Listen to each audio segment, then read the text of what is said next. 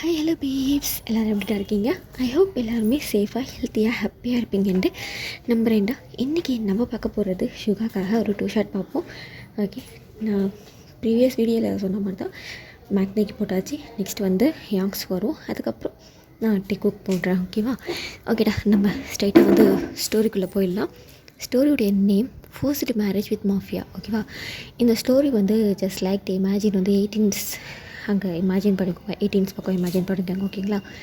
சரிடா, எந்த ஒரு இன்ட்ரோ வேண்டாம், நம்ம ஸ்ட்ரெயிட்டாக ஸ்டோரிக்குள்ளே போயிடலாம். போக போக நம்ம இன்ட்ரோ வந்து பார்த்துக்கலாம். ஓகே, இப்போது ஸ்டோரியோடைய ஸ்டார்டிங்கில் உங்களுடைய வீடு தான் காமிக்கிறோம். உங்கள் வீடு வந்து ஒரு கூரை வீடு மாதிரி, ரொம்ப ஏழை ஃபேமிலி கூரை வீடு. உங்களுக்கு ஒரு சிஸ்டர், அப்பா அம்மா கிடையாது, அவ்வளோதான். இதுதான் உங்கள் ஃபேமிலியே. அப்பா வந்து விவசாயம் பண்ணுவாங்க. ஸோ இப்போ ரொம்ப வயசானதால் நீங்கள் வந்து அந்த விவசாயத்தை பார்க்குறீங்க. விவசாயம் மற்றவங்கக்கிட்ட மற்றவங்களுடைய இதில் வந்து வேலை பார்ப்போம் திரும்ப நிலத்தில்.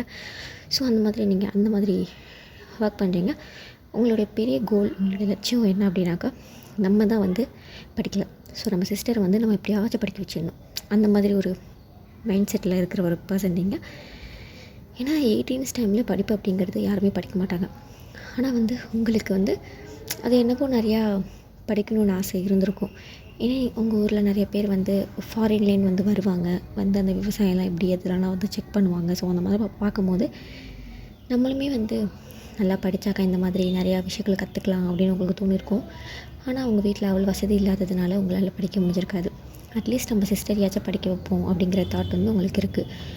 அதனால் வந்து இப்போ வெளிய ஊர்லேன்ட்டு நீங்கள் வந்து ஒரு கிராமத்தில் இருக்கீங்க. ஸோ அந்த கிராமத்துக்கு வந்து டீச்சர்ஸாக நிறைய பேர் வந்து வருவாங்க. ஸோ அவங்கக்கிட்ட யார் படிக்க போகிறாங்களோ இல்லையோ உங்கள் சிஸ்டரை நீங்கள் அனுப்புவீங்க. அதே மாதிரி உங்கள் சிஸ்டருமே படிக்க போவாங்க. ஓகேவா? உங்கள் சிஸ்டருமே படிக்க போவாங்க. ஆனால் உங்கள் சிஸ்டருக்கு வந்து இப்போ வந்து 10 ஏஜ் ஆகுது. ஓகே, உங்களுக்கு வந்து இப்போ வந்து 14, 15. ஸோ அந்த ஏஜ் அந்த மாதிரி தான் உங்களுக்கு ஏஜ் ஆகுது. ஓகே, இப்போ அப்படியே உங்கள் வீட்டுக்குள்ளே நம்ம கேமரா எடுத்துகிட்டு போனோன்னாக்கா, நீங்களும் உங்கள் அப்பாவும் 2 ஆர்கியூமெண்ட் பண்ணிட்டுருக்கீங்க. ஆப்போசிட்டில் உங்கள் தங்கச்சி நிற்கிறாங்க. உங்கள் அப்பா கிட்ட ஆர்கியூமெண்ட்னு சொல்கிறத விட நீங்கள் வந்து ரொம்ப கெஞ்சிக்கிட்டு இருக்கீங்கன்னு சொல்லலாம். உங்கள் அப்பாவுக்கும் நீங்கள் கெஞ்சுறது கஷ்டமாக தான் இருக்குது, ஆனால் அவருக்கும் வேறு வழி இல்லை. இப்போ நீங்கள் உங்கள் அப்பா கிட்ட, ஏன்பா என்னுடைய வாழ்க்கையை எதுக்கு நீங்கள் பணியமாக வச்சிங்க? நான் அப்படி என்ன பாவம் செஞ்சேன்? சின்ன வயசுலேயே அம்மா இழந்துட்டேன். கஷ்டப்பட்டு உங்களையும் தங்கச்சியை பார்த்துக்கணும்னு நினச்சேன், படிக்கணும்னு நினச்சேன். இப்போது எதுக்குமே என்ன வழி இல்லாமல் பண்ணிட்டீங்கல்ல? ஏன்பா நான் மட்டும்தான் உங்களை அப்பாவை பார்த்தேன்னா, நீங்கள் என்ன உங்களுடைய பொண்ணாக பார்க்கவே இல்லையாப்பா? எனக்கு மட்டும் ஏன்பா அப்படி நடக்குது அப்படின்ட்டு அலறீங்க. அப்போ உங்கள் அப்பா, இங்கே பாருமா என் அப்பாவுடைய நிலைமையும் நீ கொஞ்சம் புரிஞ்சுக்கணும். எனக்கு வர வழி தெரியல. இப்போ நீ இதுக்கு சம்மதிக்கலைன்னா கண்டிப்பாக உங்கள் தங்கச்சி கேட்பாங்க. நீ சொல்லு, உன் தங்கச்சியை உங்ககிட்ட கொடுக்கறதுக்கு நீ தயாராக இருக்கியா? அதான் நீங்கள் உங்கள் மகளை உங்ககிட்ட கொடுக்கறதுக்கு தயாராகிட்டீங்கல்லப்பா. அப்புறம் என்ன இந்த கேள்வி? நீங்கள் வாக்கு கொடுத்துட்டு வந்துட்டீங்க, அவ்வளோதான். என்னோடய லைஃபு, என் வாழ்க்கை அவ்வளோதான், முடிஞ்சிடுச்சு அப்படின்ட்டு நீங்கள் அலறீங்க.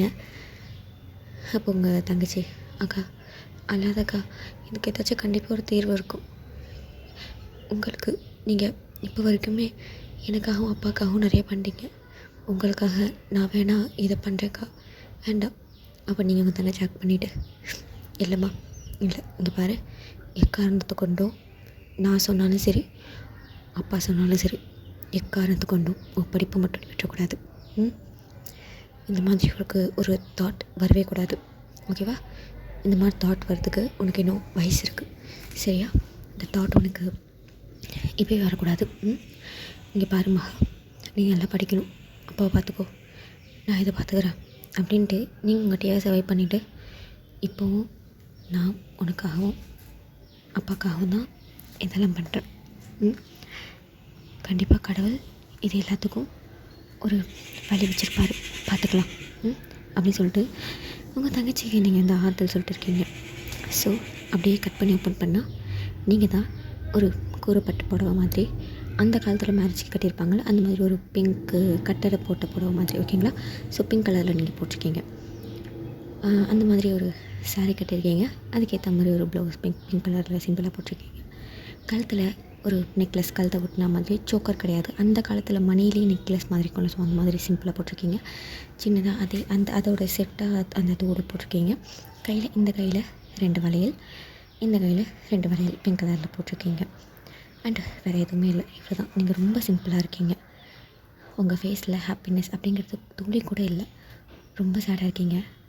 அன்றைக்கி நைட்டு நீங்கள் அழுதுருப்பீங்க போல். உங்கள் ஃபேஸெல்லாம் வீங்கி, கண்ணெல்லாம் வீங்கி, அந்த மாதிரி ஒரு ஸ்டேஜில் இருக்கீங்க. பட் இப்போ யார் முன்னாடியும் அழுதுறக்கூடாது அப்படிங்கிறதுல நீங்கள் ரொம்ப ஸ்ட்ராங்காக இருக்கீங்க. உங்கள் அப்பாவும் உங்கள் சிஸ்டரும் ரெடியாகி வராங்க. இப்போ நீங்கள் 3 பேரும் கோயிலுக்கு தான் போகிறீங்க. கோயிலுக்கு போயிட்டு நீங்கள் யார்கிட்டையும் பேசலை, ஈவன் யார்கிட்டையும் பேசல.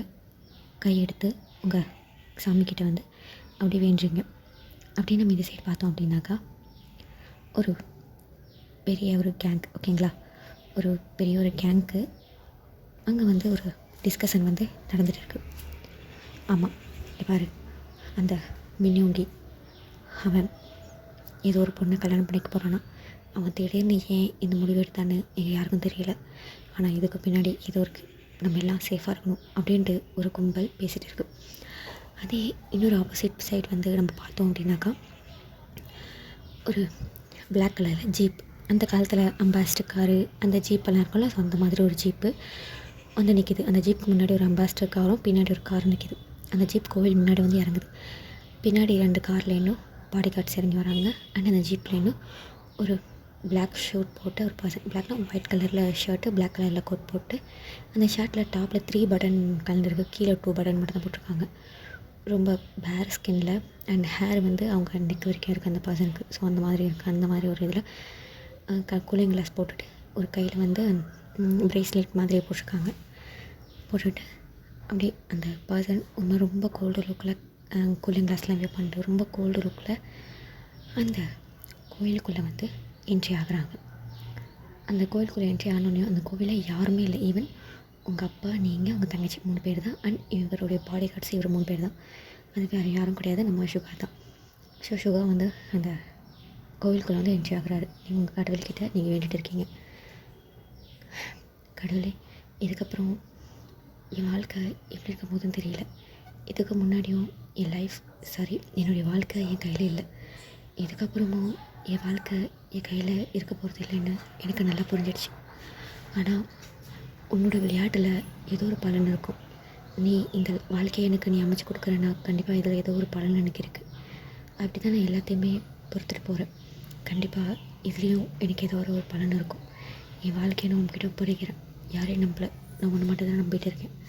நீ என்ன கைவிட்டாத கடவுளே அப்படின்ட்டு நீங்கள் கடவுளை கும்பிட்டுட்டு இருக்கீங்க. அப்போது உங்கள் கழுத்தில் தாலி ஏறுது. நம்ம சுகா தான் நீங்கள் சாமி கும்பிட்டுட்டு இருக்கும்போது உங்கள் கழுத்தில் தாலி கட்டுறாரு. நீங்கள் ஐஸை கூட ஓப்பன் பண்ணி பார்க்கல, ஏன்னா அது யாருன்னு உங்களுக்கு தெரியும். ஐஸை கூட ஓப்பன் பண்ணி பார்க்கல. அந்த பர்சன் படுக்கும் தாலி கட்டிட்டு உங்கள் அப்பா கையில் ஒரு பாத்திரம் ஒன்று கொடுக்குறாங்க. அந்த பாத்திரத்தை கொடுத்துட்டு இதுக்கப்புறம் நான் பார்த்துக்கிறேன் அப்படின்ட்டு நம்ம சுகா வந்து முன்னாடி போகிறாரு. உங்கள் பக்கத்தில் 2 பாடி கார்ட்ஸ் நிற்கிறாங்க. மற்ற பாடி கார்ட்ஸ் எல்லாம் சுகா பின்னாடி போகிறாங்க.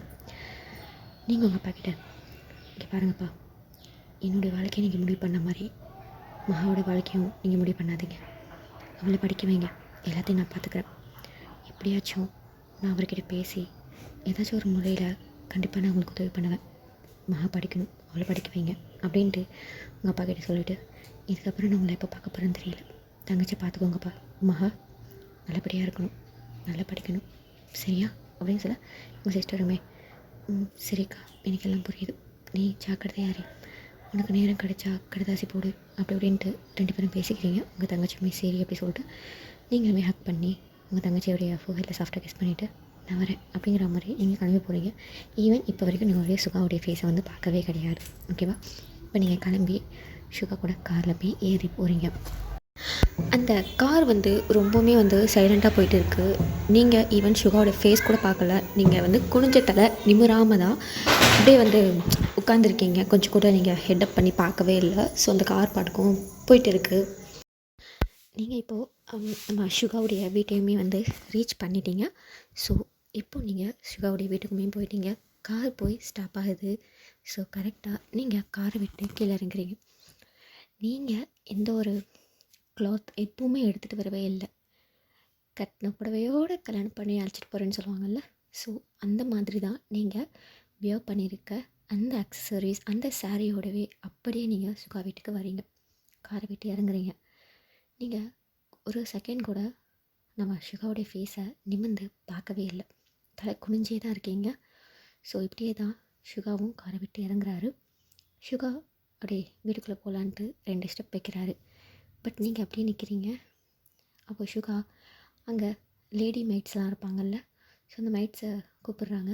அந்த மைட்ஸுமே நம்ம சுகா கிட்டே வராங்க. சுகா அந்த மைட்ஸ் கிட்ட உள்ளே கூட்டுவாங்க அப்படின்னு சொல்ல, அந்த மைட்ஸுமே உங்கள்கிட்ட வந்து உங்களுடைய ஹேண்ட்ஸை ஹோல்ட் பண்ணி அப்படியே மெதுவாக உள்ளே கூட்டிகிட்டு வராங்க. இப்போ நீங்கள் என்ட்ரன்ஸ் கிட்ட நிற்கிறீங்க. சுகா உள்ளே போயிட்டார். நீங்கள் வெளியே நிற்கிறீங்க. அந்த மைட்ஸ் எல்லாம் உள்ளே வாங்க மேடம் அப்படின்னு சொல்லிட்டு உங்கள் கையை பிடிக்க, ஆனால் நீங்கள் வரமாட்டேன்னு சொல்லிட்டு ஸ்டபனாக அங்கேயே தான் நிற்கிறீங்க. இப்போது சுகா நேராக உங்கள்கிட்ட வராரு. What happen? இப்போ உனக்கு என்ன ஆச்சு?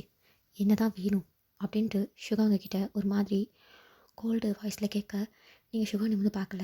அவருடைய ஷூ மட்டும் தான் தெரியுது. அந்த ஷூ அந்த பிளாக் கலரில் இருக்குது. அந்த ஷூ மட்டும் தான் பார்க்குறீங்க. அந்த பேண்ட்டு பிளாக் கலர் இருக்குதுன்னு சொல்லிட்டு நீங்கள் அதை மட்டும் தான் பார்க்குறீங்க.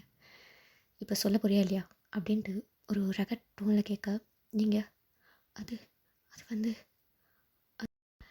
அது எனக்கு எங்கள் ஊரில் இந்த மாதிரி புதுசாக கல்யாணமாகி வந்தால் அவங்கள ஆர்த்தி எடுத்துட்டா உள்ளே அழைச்சிட்டு போவாங்க. அதனால தான். வாட் ஆர்த்தி அப்படின்னா அப்படின்ட்டு கேட்க, அது புதுசாக கல்யாணமாகி வீட்டுக்கு போகிற பொண்ணுக்கு எந்த திருஷ்டியும் படக்கூடாதுன்னு ஆர்த்தி எடுப்பாங்க. அப்போது சுகா அங்குள்ள ஒரு மைடை கூப்பிட்றாங்க. அந்த மைடுமே அங்கே வராங்க. சொல்லுங்கள் sir, what is this Aarthi, உங்களுக்கு ஏதாச்சும் தெரியுமா என்ன அப்படின்னு கேட்க, அந்த மைடுமே வந்து ஹிந்து தான். ஸோ அவங்க எனக்கு தெரியும் சார் அப்படிங்கிறாங்க. சரி, அதை பாருங்கள் என்னன்ட்டு அப்படின்னு சொல்லிட்டு சுகா அங்கே நிற்க, அந்த மைடம் போயிட்டு ஆரத்தி கிடச்சி எடுத்துகிட்டு வராங்க. எடுத்துகிட்டு வந்து அந்த இதை பற்ற வைக்கிறாங்க. பற்ற வச்சோடனையும் ஆரத்தி எடுக்கலான்னு சொல்லிட்டு அப்படியே நிற்கிறாங்க.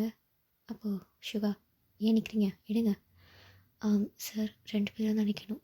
ஓ காட் அப்படி சொல்லிட்டு சுகாவும் நிற்கிறாரு. ஆரத்தி எடுக்கிறாங்க. ஆரத்தி எடுத்துகிட்டு அந்த குங்குமம் அந்த பொட்டை வந்து சுகாவுடைய நெத்தியில் வைக்க போகிறாங்க. ஆனால் சுகா எனக்கு வேணாம் அப்படிங்கிறாங்க. ஓகே அப்படின்ட்டு அந்த இதை எடுத்து பொட்டை எடுத்து உங்களுக்கு வந்து வச்சுட்றாங்க. வச்சுட்டு அந்த இதை போய் வெளியில் கொட்டுறதுக்கு எடுத்துகிட்டு போயிடுறாங்க. இப்போ ஓகேவா அப்படின்ட்டு சுகா கேட்க, அப்போ நீங்கள் இங்கே பூஜை ரூம் எங்கே இருக்குது அப்படின்ட்டு கேட்க, வாட் என்ன பூஜை ரூம்னா அப்படிங்கிற மாதிரி கேட்குறாங்க. அது புதுசாக கல்யாணமாகி வந்தால் அவங்க புருஷன் வீட்டில் பூஜை ரூமில் விளக்கேற்றணும், அதான் எங்கள் வீட்டில் சொல்லி கொடுத்துருக்காங்க அப்படின்ட்டு நீங்கள் பொறுமையாக சொல்ல, சுகா சரி அந்த பூஜைக்கு என்னென்ன தேவை ரூமுக்கு அப்படிங்கிற மாதிரி கேட்க, நீங்களுமே பெருசாக ஒன்றும் வேண்டாம், ஒரு சின்னதாக ரூம் மாதிரி இருந்தால் போதும், அப்புறம் ஒரு குத்து விளக்கு போதும், ஒன்று போதும், அப்புறம் கடவுளுடைய ஒரு சிலை வேணும் அப்படின்னு கேட்க, கடவுளுடைய சிலையா, எந்த கடவுள் சிலை வேணும், நீ யாரை அதிகமாக ப்ரே பண்ணுவ அப்படின்ட்டு சுகா கேட்க, நீங்கள் எனக்கு கண்ணன் ரொம்ப பிடிக்கும், அதனால் கண்ணாவுடைய சிலையவே வாங்கி வைக்கலாம் அப்படிங்கிற மாதிரி சொல்ல, சுகாவுமே வந்து சரின்னு சொல்லிட்டு நீங்கள் என்னென்னலாம் கேட்குறீங்களோ அது எல்லாத்தையுமே வித்தின் 15 மினிட்ஸில் அரேஞ்ச் பண்ணணுன்னு சொல்கிறாங்க. ஸோ அங்கே உள்ள மைட்ஸ் சரி அங்கே உள்ள பாடி கார்ட்ஸ் எல்லாருமே எல்லாத்தையும் எழுத்துக்கிட்டு இப்போ நேராக அதை வாங்கிட்டு வரதுக்கு போயிடுறாங்க. ஸோ சுகா அந்த ஹாலில் உட்காந்துருக்காரு. நீங்கள் அங்கேயே இருக்கீங்க. மைடு வந்து சுகா கிட்ட ஜூஸ் கொடுக்குறாங்க. சுகா குடிக்கிறாங்க, உங்கள்கிட்ட கொடுக்குறாங்க. நீங்களுமே அதை வாங்கி மெதுவாக குடிக்கிறீங்க. சுகா டிக்கெட் சீட் உட்காரு அப்படிங்க. இல்லைங்க இருக்கட்டும் உட்காரு அப்படின்னு சொல்ல, நீங்கள் அப்படியே நிற்கிறீங்க. உட்காருன்னு அப்படி சொல்லிட்டு சுகாங்க கையை பிடிச்சி இழுத்து உட்கார வைக்கிறாங்க. நீங்கள் சைலண்ட்டாக உட்காந்துருக்கீங்க. இப்போ வரைக்கும் நீங்கள் சுகாவோட ஃபேஸ் பார்க்கவே இல்லை. இப்படி தான் டைம் ஸ்கிப் ஆகுது. ஸோ பூஜை ரூமே அரேஞ்ச் பண்ணி கொடுத்துட்டாங்க. ஸ்டோர் ரூம் மாதிரி இருந்திருக்கும். ஸோ அதை பூஜை ரூமை வந்து கன்வெர்ட் பண்ணி கொடுத்துருக்காங்க. ஓகேவா, என்ன பண்ணணுமோ போய் பண்ணு அப்படின்னு சொல்லிட்டு நீங்கள் நேராக பூஜை ரூம் கிட்ட போயிட்டு ஒரு குச்சியில் விளக்கேற்றணும்ல, ஸோ அந்த மாதிரி ஒரு குச்சியில் சுற்றி விளக்கேற்றிட்டு நீங்கள் ப்ரேயர் பண்ணுறீங்க. கிருஷ்ணா, இதை நீ அமைச்சு கொடுத்த வாழ்க்கை இப்போ வரைக்கும் இந்த வாழ்க்கையில் எனக்கு எந்த ஒரு கஷ்டமும் தெரியல. இதுக்கப்புறமும் எந்த ஒரு கஷ்டமும் இருக்கக்கூடாது. நீ இதை எல்லாத்தையும் பார்த்துக்கணும் அப்படின்னு சொல்லிட்டு அங்கே குங்குமம்லாம் வாங்கிட்டு வர சொல்லியிருப்பீங்க. அதை எடுத்து நீங்கள் உங்களுடைய நெத்தியில் வச்சுட்டு உங்களுடைய ஃபோர்ஹெட்டில் வைக்கலான்னு போகிறீங்க. ஏன்னா சுகா அது வச்சுருக்க மாட்டார். ஃபோர்ஹெட்டில் வைக்கலான்னு போகிறீங்க. அப்போ சைலண்ட்டாக நின்றுடுறீங்க. சுகா உங்களை பார்க்குறாரு. என்னாச்சு அப்படின்னு கேட்க, உங்களுக்கு இதை சுகாட சொல்கிறதுக்கு தைரியம் கிடையாது. ஒன்றும் இல்லைங்க அப்படின்னு சொல்லிட்டு நீங்கள் அந்த குங்குமத்தை எடுத்து வைக்கலான்னு போகிறீங்க. ஆனால் உங்களுக்கு இதை தடுக்குது. ஏன்னா அந்த ஹஸ்பண்ட் தானே ஃபஸ்ட்டு வச்சு விடணும். ஸோ ஓகே அப்படிங்கிற மாதிரி நீங்கள் அமைதியாக ஆகிடுறீங்க. வைக்கல, நெத்தியில் மட்டும் வச்சுட்டு சைலண்ட் ஆகிடுறீங்க. ஸோ அங்கே மைட்ஸ் எல்லாருமே சாப்பாடு செஞ்சு வச்சுருக்காங்க. உங்களை வந்து சாப்பிட சொல்கிறாங்க. நீங்களும் சாப்பிட்றீங்க. ஸோ இப்படி டைம் ஸ்கிப் ஆகுது. நைட் ஒரு 8 o'clock போல் இருக்கும். சுகா ரூமுக்கு போயிட்டாரு. நீங்கள் அங்கே உள்ள மைட்ஸ் கிட்ட, அது என்னுடைய ரூம் சார் ரூம் மேலே தான் இருக்குது மேடம், நீங்கள் அங்கே போங்க. உங்களுக்கும் தெரியும் நீங்கள் ஹஸ்பண்ட் கூட தான் இனிமேல் நீங்கள் ஸ்டே பண்ணணும் அப்படிங்கிறது. சரி ஓகே அப்படிங்கிற மாதிரி நீங்களும் சுகாவுடைய ரூமுக்கு போகிறீங்க. மேலே போகிறீங்க. உள்ளே போகிறதுக்கு உங்களுக்கு ஒரு மாதிரி நர்வஸாக இருக்குது. கையை பிசைஞ்சிட்டே இருக்கீங்க. ஸோ டோரை ஓப்பன் பண்ணலாமா வேணாமா அப்படிங்கிற மாதிரி நிற்கிறீங்க. ஸோ சுகாவே டோர் ஓப்பன் பண்ணுறாரு. என்ன இன்க்ரீடியன்ட் என்ன பண்ணுற? அது இல்லை, அது சரி உள்ளே போய் நீ ஃப்ரெஷ்ஷப் ஆகிக்கோ அப்படின்ட்டு சுகா கூப்பிட நீங்கள் மெதுவாக உள்ளே போகிறீங்க. அந்த ரூமே பார்க்கணுமே, அவ்வளோ பெருசில் இருக்குது. உங்கள் வீடு சைஸில் இருக்குன்னு சொல்லலாம். அந்த ரூம் அவ்வளோ பெருசில் இருக்குது. கிங் பெட்ஸ், அந்த பெரிய பெட்டாக இருக்குது. ஒரு ராஜாவுக்கு கொடுக்குற ராஜாவுடைய பெட்டெல்லாம் அப்படி இருக்கும், நல்லா பெருசாக கிங் சைட் பெட் அந்த மாதிரி இருக்குது. ஸோ நிறையா பெரிய பெரிய ஃபோட்டோஸ்லாம் இருக்குது. நீங்கள் இந்த ஃபோட்டோஸ் எதுவுமே நீங்கள் நிமிர்ந்தெல்லாம் பார்க்குறீங்க. அந்த ஜஸ்ட் குனிஞ்சிருக்கீங்க. உங்கள் குனிஞ்ச இதில் வந்து என்னென்ன தெரியுதோ அதை மட்டும் நீங்கள் பார்க்குறீங்க. செப்பரேட்டாக சோஃபா இருக்குது, செப்பரேட்டாக ஃப்ரிட்ஜ் இருக்குது, செப்பரேட்டாக டிவி இருக்குது. ஸோ எல்லாமே இருக்குது. அங்கே எல்லா ஃபெசிலிட்டிஸுமே இருக்குது. ஸோ டிவி மீன்ஸ் எல்இடி அந்த மாதிரி யோசிக்காதீங்க, சின்ன டிவி அந்த மாதிரி. நீங்கள் உள்ளே போயிட்டு அமைதியாக நிற்கிறீங்க. என்னாச்சு, ஃப்ரெஷ்அப் ஆகலையா? அது என்னுடைய துணி எதுவுமே நான் எடுத்துகிட்டு வரல. எனக்கு எதை போட்டுக்கிறதுன்னு தெரியல அப்படின்னு சொல்ல சுகா போயிட்டு அங்கே உள்ள வாட்டப்பை ஓப்பன் பண்ணுறாரு. நீங்கள் என்ன அப்படிங்கிற மாதிரி அந்த வாட்டப் கொஞ்சம் மாதிரி பார்க்குறீங்க. கொஞ்சம் ஃபேஸ் அப் பண்ணி பாரு அப்படின்னு சொல்ல நீங்கள் கொஞ்சம் நிமிர்ந்து பார்க்குறீங்க. ஆனால் நீங்கள் சுகாவை பார்க்கல, அந்த வாட்டப்பை தான் பார்க்குறீங்க. அதில் நிறையா ட்ரெஸ்ஸஸ் இருக்குது. சாரீஸும் இருக்குது, நார்மலான நைட் வேர்ஸ் அந்த மாதிரியும் இருக்குது. நைட் வேர்லாம் பேண்ட்டு ஷர்ட்டு இல்லாமல் ஃபுல்லாக நைட்டி மாதிரி ஷைனிங்காக இருக்கும் தெரியுமா, அந்த மாதிரி ட்ரெஸ்ஸஸ் இருக்குது. நான் சாரீ வியர் பண்ணிக்கிறேன், நான் சாரீ கட்டிக்கிறேன் அப்படின்ட்டு நீங்கள் சாரீ எடுக்க போக, சிவா இது என்னுடைய ஆர்டர், நைட்டு தூங்கும்போது நீ சாரீ கட்டக்கூடாது. அது இல்லைங்க, அது கட்டக்கூடாதுன்னா கட்டக்கூடாது, அவ்வளோதான், இதை போடு அப்படிங்கிற மாதிரி சிவா கிட்ட ஒரு நைட்டி மாதிரி அதை எடுத்து கொடுக்குறாங்க. நீங்கள் அதை பார்த்துட்டு, அது நான் முன்ன பின்ன இது ஒருத்தி பழக்கம் இல்லை, இனிமேல் பழகிக்கோ அப்படின்னு சுகா சொல்ல, நீங்களுமே ஒரு பேச்சுக்கு மறுபேச்சு கேட்காம மறுபேச்சு பேசாமல் ஓகே அப்படிங்கிற மாதிரி சொல்கிறீங்க. ஸோ ரெஸ்ட் ரூம் போகிறீங்க. அங்கே நார்மலான பைப் மாதிரி தான் இருக்குது. ஸோ ஓப்பன் பண்ணுறீங்க, ஃப்ரெஷ்அப் ஆகிட்டு அந்த அவர் கொடுத்த ட்ரெஸ்ஸை வந்து வியர் பண்ணியிருக்கீங்க. ரொம்ப ஒஸ்ட்டான இல்லை, ஓகே ஒரு நைட் இப்படி இருக்கும், ஆனால் ஷைனிங்காக இருக்குது, அவ்வளோதான். நீங்கள் எப்போவுமே மேலே ஷால் போட்டுக்கிற ஒரு பர்சன். ஸோ ஷாலுமே இல்லை, நார்மலான நைட்டி, ஆனால் கை இருக்குது, ஹாஃப் ஸ்லீவ் இருக்குது, அண்டு ஃபுல்லாகவே கவர் பண்ண மாதிரி தான் இருக்குது எல்லாமே ஃபுல்லாக. ஆனால் என்ன ஒரு நீஸ்க்கு கீழே, அந்த முட்டிக்கு கீழே கொஞ்சம் உயரமாக இருக்குது, அவ்வளோதான். நீங்கள் அதை ஓகே பரவாயில்ல, ஏன்னா நீங்கள் பாவாடையை சேரீயெல்லாம் இழுத்து வரைஞ்சிக்க எகளை சுருவிக்கிற மாதிரி அது உங்களுக்கு வந்து ஒரு இதாக தெரியல, ஓகே அப்படிங்கிற மாதிரி நீங்கள் ஹெட்டை தான் வாஷ் பண்ணியிருப்பீங்க. வெளியில் வரீங்க, சுகா உங்களை பார்க்குறாரு. நீங்கள் ஹெட்டை மேலே தூக்கவே இல்லை, குனிஞ்சே இருக்கீங்க. சுகா உங்களை பார்க்குறாரு. ஆனால் மஞ்சள் கயிறு, நீங்கள் தலைக்கு குளிச்சிருக்கீங்க, வேறு எந்த அக்சசரிஸும் இல்லை, அவர் போட்ட அந்த மஞ்சள் தாலி மட்டும்தான் உங்கள் கழுத்தில் இருக்குது. அப்படி பார்க்குறாரு. நீங்கள் அவ்வளோ ஸ்டன்னிங்காக வாவ் அந்த மாதிரி இருக்கீங்க. சுகாவுக்கு கொஞ்சம் ஹீட் ஆகுது, பட் இருந்தாலும் சுகா தான் கண்ட்ரோல் பண்ணிட்டு இங்கே வந்து உட்காரு அப்படின்னு சொல்ல, நீங்களுமே சரி அப்படிங்கிற மாதிரி சுகா பக்கத்தில் போயிட்டு உட்காரிங்க. ஃபர்ஸ்ட் ஆஃப் ஆல் என்ன நீ நிமிந்து ஒன் டைம் பார்த்தா தான் ஹஸ்பண்ட் யாருன்னு உனக்கு தெரியும். ஸோ நிமிந்து பாரு அப்படின்னு சொல்ல, நீங்கள் அது இல்லைங்க அப்படிங்கிற மாதிரி குனிஞ்சே இருக்கீங்க. நிமிந்து பாருன்னு அப்படிங்கிற மாதிரி சுகா சொல்ல, நீங்கள் மெதுவாக ஃபேஸை அப் பண்ணி சுகா பார்க்குறீங்க. அவ்வளோ அழகாக இருக்கார். அந்த ஹேர் வந்து சுருளாக இருக்குது, ஏன்னா அப்புறமே குளிச்சுட்டு வந்திருப்பார். ஸோ ஃபேஸ்க்கு முன்னாடிலாம் அந்த ஹேர் இருக்குது, செம்ம ஒயிட்டிஷாக இருக்கார்.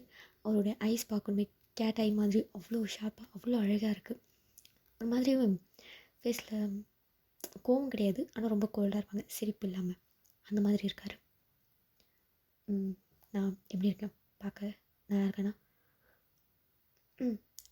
நல்லா இருக்கீங்க அப்படின்னு சொல்லிட்டு நீங்கள் சொல்ல சுகாமே ஓகே என் பேர் என்னென்னு தெரியுமா? நீங்கள் என்ன மன்னிச்சிடுங்க, எனக்கு உங்கள் பேர் தெரியாது அப்படின்னு சொல்ல சுகா ஒன்று இட்ஸ் ஓகே என் பேர் மின்யுங்கி. ஓகே சரி அப்படின்னு நீங்கள் சொல்ல எங்கே சொல்ல இல்லை புருஷன் பேரை சொல்லக்கூடாது, நான் வாங்க போங்கன்னே கூப்பிட்டுக்கிறேன். அப்போ சுகா ஆஷ்வர்வேஸ் உன்னோட இஷ்டம் தான் அப்படிங்கிற மாதிரி சொல்லிடுறாரு. நீங்களுமே ஓகே அப்படிங்கிற மாதிரி அமைதியாக இருக்கீங்க.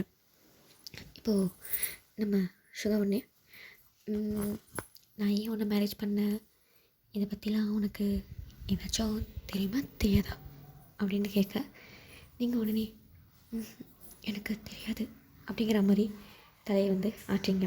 இல்லையே உங்கள் அப்பா ஏதாச்சும் கண்டிப்பாக சொல்லியிருப்பாரு, ஏன் உன்னுடைய ஃபாதர் உங்ககிட்ட எதுவுமே சொல்லலையாண்ட அப்படின்னு கேட்க நீங்கள் உடனே அது வந்து பரவாயில்ல சொல்லு, என்கிட்ட அப்பா நிறைய கடன் வாங்கியிருக்கேன், அதனால தான் என்ன உங்களுக்கு மேரேஜ் பண்ணி கொடுத்ததா சொன்னார் அப்படிங்கிற மாதிரி சொல்ல ஓகே பரவாயில்ல உங்கள் அப்பா அவங்ககிட்ட உண்மையை தான் சொல்லியிருக்காரு, நீங்களுமே வந்து சைலண்ட்டாக இருக்கீங்க. சரி என்னை பற்றி வேறு எதுவும் நீ கேட்க மாட்டியா என்ன?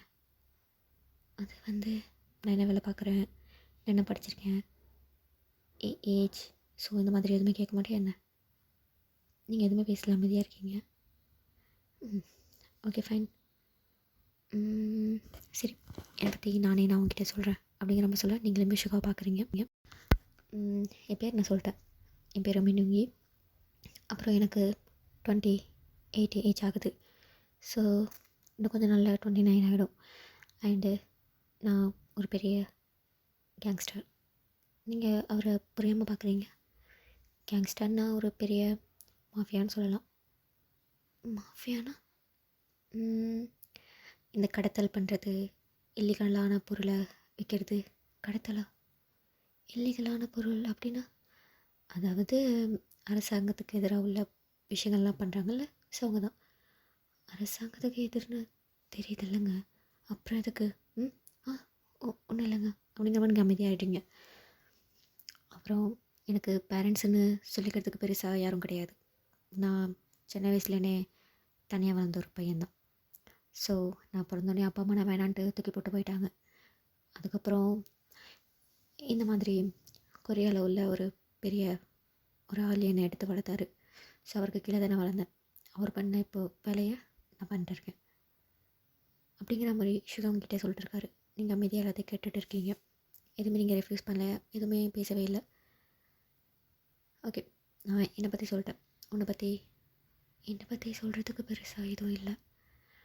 நான் சாதாரணமான ஒரு பொண்ணு தான். நான் பெருசாலாம் எதுவும் படிக்கலை. என்னோடய வயசு 15 தான். அப்புறம் நான் எதுவும் பெருசாக படிக்கலை. அப்பா கூட தான் விவசாயம் பார்த்துட்டு இருந்தேன்.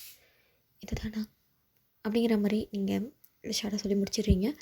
சுகாமே வந்து ஓகே அப்படிங்கிற மாதிரி சுகா வந்து உங்கள் கை மேலே வந்து கை வச்சுருப்பாரு. அது வந்து எதிர்ச்சியாக தான் வச்சுருப்பாங்க.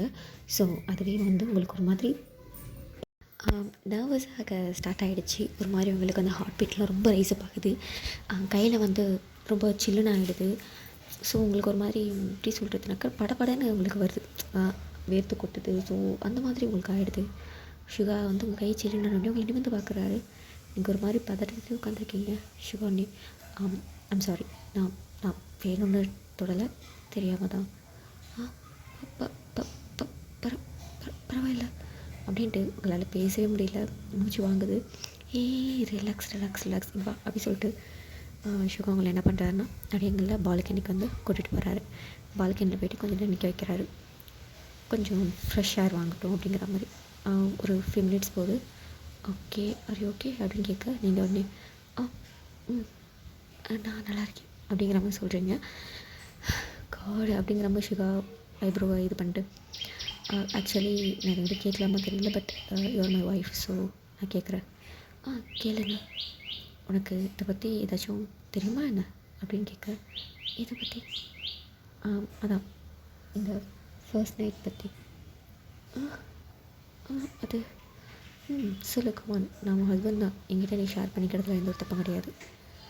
நீங்கள் உடனே இல்லைன்னு சொல்லிட்டு தலையாட்டுறீங்க. ஷிவானி வாட், எதுவுமே தெரியாதா நீங்கள் அப்படிங்கிற மாதிரி ஹெட்டை மட்டும் அப்படியே வந்து ஆட்டுறீங்க. ஏன்னா நீங்கள் வந்து தான் சொன்னல 14-15 ஏஜ் அப்படிங்கிற மாதிரி. ஸோ அந்த டைம்லலாம் யாருமே இதை பற்றிலாம் இப்போ தான் வந்து மொபைல்லாம் இருக்குது. ஸோ படிக்கிற புக்ஸ்லேயும் எல்லாம் வந்துடுது. ஆனால் அந்த ஜென்ரேஷன் 18s அப்படிங்கும்போது நம்ம பாட்டி, நம்ம அம்மா, சித்தி, சித்தப்பா இவங்க வந்து சொல்லிக் கொடுத்தா மட்டும்தான் அது என்ன விஷயம் அப்படிங்கிறது வந்து கல்யாணம் ஆனவங்களுக்கு, புதுசாக மேரேஜ் ஆனவங்களுக்கு வந்து தெரியும். ஸோ உங்களுக்கு வந்து இதை பற்றி ஐடியா இல்லை, உங்களுக்கு தெரியாது. ஏன்னா உங்கள் மேரேஜ் எப்படின்னு நினச்சிட்டு உங்களுக்கு தெரியும். உங்கள் அப்பா ஃபோர்ஸ் பண்ணி தான் இந்த கல்யாணம் பண்ணி வச்சார். அண்டு நீங்கள் இதை எக்ஸ்பெக்ட் பண்ணாமல் தான் இந்த மேரேஜ் உடனே சடனாக நடந்துச்சு. ஸோ அதனால் இதை பற்றி உங்களுக்கு யாருமே வந்து பெருசாக எக்ஸ்பிளைன் பண்ணல. ஏன்னா உங்களுக்கு ஃப்ரீயாக விட்டுட்டாங்க. உங்களுக்கு இதை பற்றி எதுவுமே தெரியாது. உங்களுக்கு அவ்வளோ ஃப்ரெண்ட்ஸுமே கிடையாது. ஊரில் உங்களுக்கு வந்து உங்களுக்கு ஃப்ரெண்டு அப்படின்னாலே உங்களுடைய சிஸ்டர் மட்டும்தான். மற்றபடி வேறு யாருமே உங்களுக்கு ஃப்ரெண்டு கிடையாது. நீங்கள் தெரியலன்னு சொன்னோன்னே சரி ஓகே, நான் உன்னை ஏதாச்சும் பண்ணேனாக்கா ஏதாச்சும் உனக்கு ஆகுமா என்ன அப்படின்னு அப்படின்னு கேட்டுட்டு உடனே நீங்கள் சுகாவே பார்க்குறீங்க. சுகானே அதான் இப்போ நான் உன் கையை தொட்டல, அப்போ உனக்கு ஒரு மாதிரி படப்படன்னு வந்துச்சுப்பாரு. அந்த மாதிரி நான் வேறு எங்கேயாச்சும் டச் பண்ணேன்னா வேறு எங்கே, அதாவது உன்னோடய ஹிப்பு, ஐ மீன் உன்னோடய இடுப்பு, கழுத்து, அங்கே எங்கேயாச்சும் நான் டச் பண்ணேன் அப்படின்னாக்கா உனக்கு ஏதாச்சும் இந்த மாதிரி ஆகுமா என்ன?